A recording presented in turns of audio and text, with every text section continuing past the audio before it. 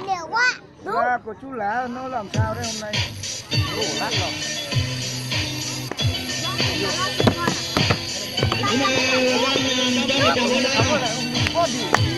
Vào đây mà chào tôi đi. Lên lên. Chú ơi. Chú.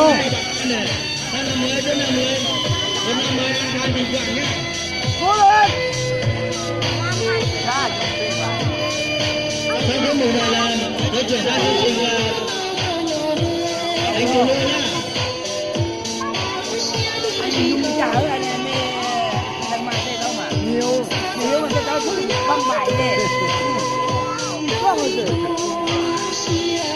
Thôi mình có nhiều gì thằng tôi thấy là xếp thành cái tấm này.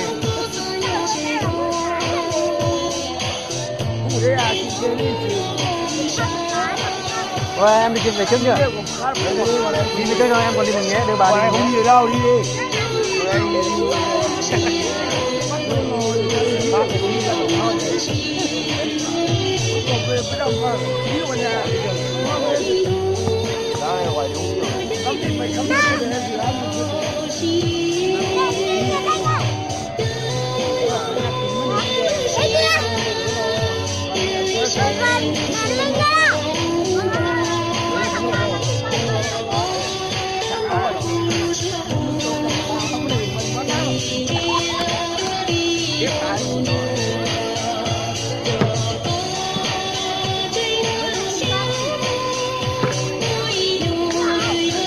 Một lần năm nay số thầy đưa trả đúng thằng đấy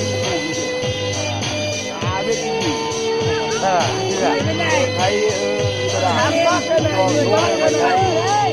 đây chị bác đây này còn mới chơi chính được kiếm này bên này cho đấy quán lớp ở đây hết cơ mà cho quá đây đây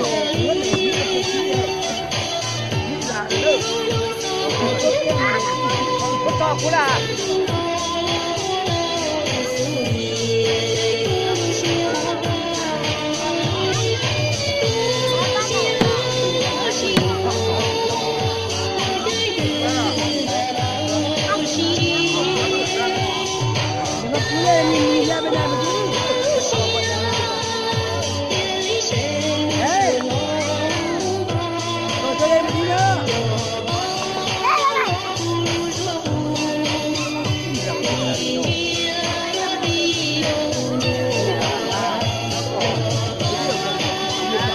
ơi, mình bắt con đâu, ta biết phải đâu mà sẽ tù,